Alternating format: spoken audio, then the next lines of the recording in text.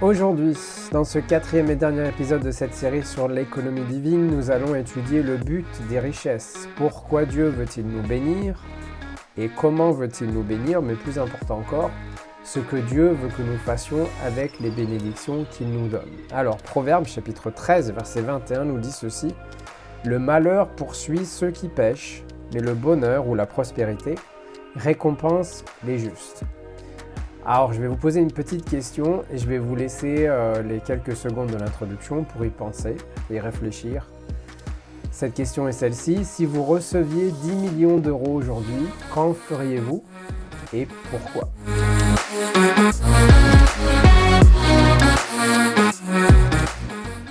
Alors, comme d'habitude, je vous invite à partager, liker, commenter, envoyez-nous vos questions, vos commentaires.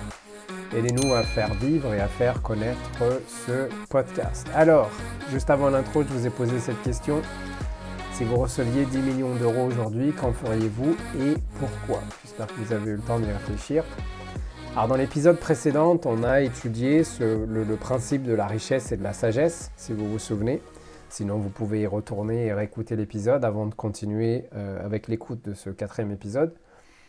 On a examiné de nombreux versets du livre de Proverbes, on a regardé ce que Salomon avait à dire sur la sagesse et sur les richesses, et comment ces deux notions finalement sont liées l'une à l'autre pour amener les bénédictions dans notre vie. On a appris plutôt 5 principes importants. Le premier, c'est qu'on doit honorer Dieu avec nos dîmes et nos offrandes pour que nos vies soient bénies. Le deuxième, c'est d'être humble par rapport à nos richesses et de craindre l'Éternel pour que nos vies soient bénies. Le troisième, c'était que Dieu attend de nous qu'on soit honnête avec notre argent et qu'on manifeste de la compassion et de la bonté envers les personnes autour de nous qui sont dans le besoin. Le quatrième, c'était que Dieu s'attend à ce qu'on travaille dur et de manière diligente pour gagner notre argent et à fuir les combines deviens riche en 5 minutes et les gains malhonnêtes. Et le cinquième, c'était que l'argent est temporairement présent aujourd'hui et parti demain et qu'on doit mettre notre confiance dans les choses éternelles et pas dans les choses terrestres qui disparaîtront. Alors, savez-vous que les Écritures mentionnent qu'avoir des richesses est censé être une bénédiction ? Alors, il y a 2 sortes d'idées sur les bénédictions de Dieu concernant les richesses. La première, c'est que tous les chrétiens doivent être pauvres. Et la deuxième, qui est tout aussi erronée, c'est que tous les chrétiens doivent être riches. La vérité, elle est quelque part entre les deux. Alors, aucune de ces deux idées finalement n'est correcte. Dieu ne nous condamne pas si nous sommes pauvres. Dieu ne nous aime pas plus si on est riche. Qu'on soit riche ou qu'on soit pauvre, Dieu s'attend à ce qu'on gère ce que Dieu nous donne de manière sage, de manière intègre, de manière honnête, et surtout pour faire avancer son royaume là où Dieu nous a placés. Parfois on prie, on demande à Dieu de nous bénir financièrement ou tout au moins de nous permettre d'avoir un peu plus que ce qu'on a déjà.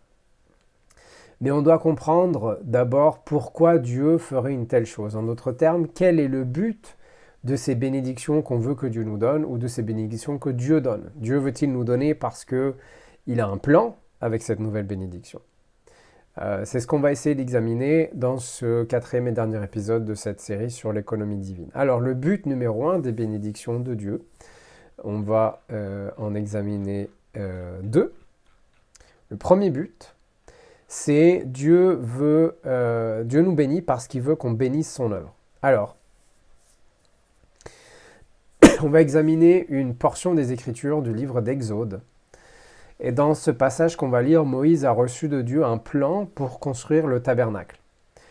Ce lieu serait un endroit pour adorer Dieu, pour louer Dieu, où le peuple viendrait offrir des sacrifices, où la présence de Dieu se manifesterait pour le peuple et pour Moïse.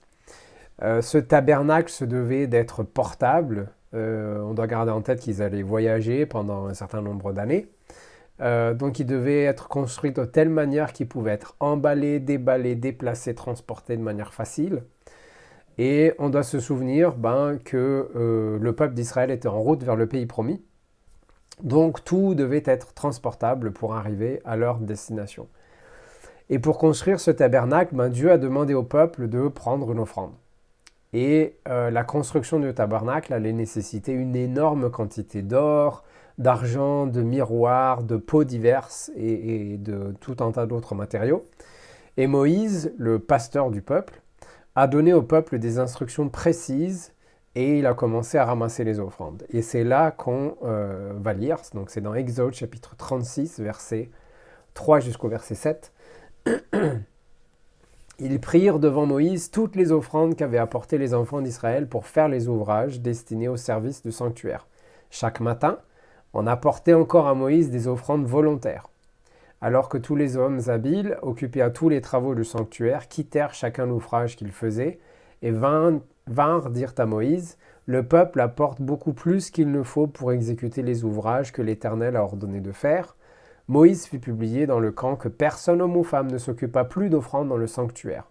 On empêcha ainsi le peuple d'en apporter, les objets préparés suffisaient, et au-delà pour tous les ouvrages à faire. Alors on remarque ici finalement que Moïse a dû empêcher le peuple de donner, parce qu'il y avait plus qu'en suffisance pour construire le tabernacle.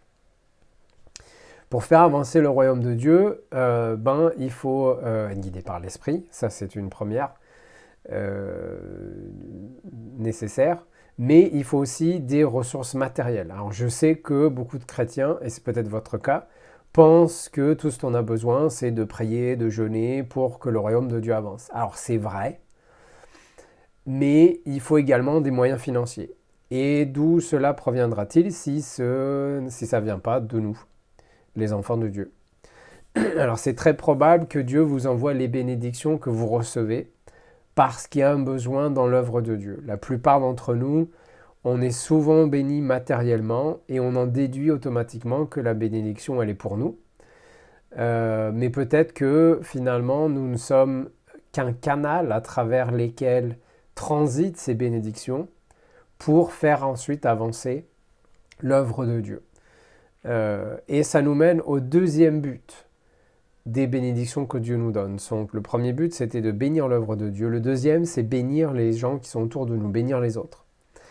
Alors, dans Genèse, chapitre 12, verset 1 jusqu'au verset 3, l'Éternel dit à Abraham, « Va-t'en de ton pays, de ta patrie et de la maison de ton père, dans le pays que je te montrerai. Je ferai de toi une grande nation et je te bénirai. Je rendrai ton nom grand et tu seras une source de bénédiction. Je bénirai ceux qui te béniront et je maudirai ceux qui te maudiront, et toutes les familles de la terre seront bénies en toi. » Alors, remarquons dans ce passage que Dieu promet de bénir Abraham pour qu'à son tour, il devienne une bénédiction. Donc, se pourrait-il que Dieu accorde certaines bénédictions dans notre vie, dans votre vie, pour qu'à votre tour, vous puissiez bénir quelqu'un d'autre? Dieu teste probablement notre volonté, votre volonté à donner et votre confiance en lui à travers toutes les petites choses avant de déverser sur nous des camions de bénédiction. Alors ce que je sais, c'est que Dieu veut qu'on soit un canal de bénédiction pour ceux qui nous entourent. Dans 2 Corinthiens chapitre 9 verset 11, Paul dit « Vous serez de la sorte enrichis à tous égards pour toute espèce de libéralité qui, par notre moyen, feront offrir à Dieu des actions de grâce. » Alors pourquoi est-ce que Dieu voudrait-il nous rendre riches ou nous bénir?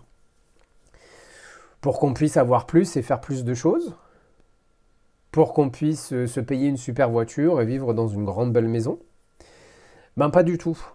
Dieu nous accorde des richesses si et seulement si on réalise que le but de ces richesses, c'est de bénir l'œuvre de Dieu et bénir les autres. C'est aussi simple que ça. Si Dieu vous donnait 10 millions d'euros aujourd'hui, je reviens à la question de l'introduction, si Dieu vous donnait 10 millions d'euros aujourd'hui, qu'en feriez-vous?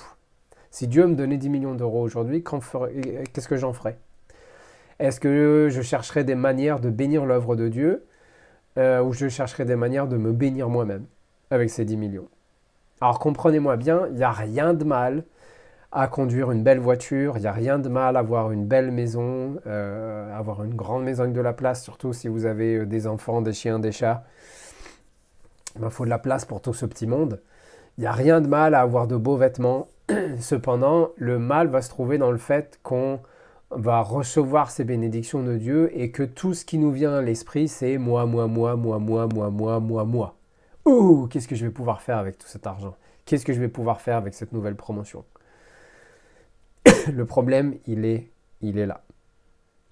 Alors, pour conclure cet épisode et conclure cette mini-série, on va lire dans Luc chapitre 16, verset 10 jusqu'au verset 13.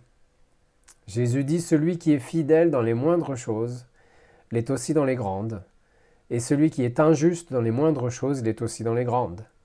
Si donc, vous n'avez pas été fidèle dans les richesses injustes, qui vous confiera les véritables? Et si vous n'avez pas été fidèle dans ce qui est à autrui, qui vous donnera ce qui est à vous?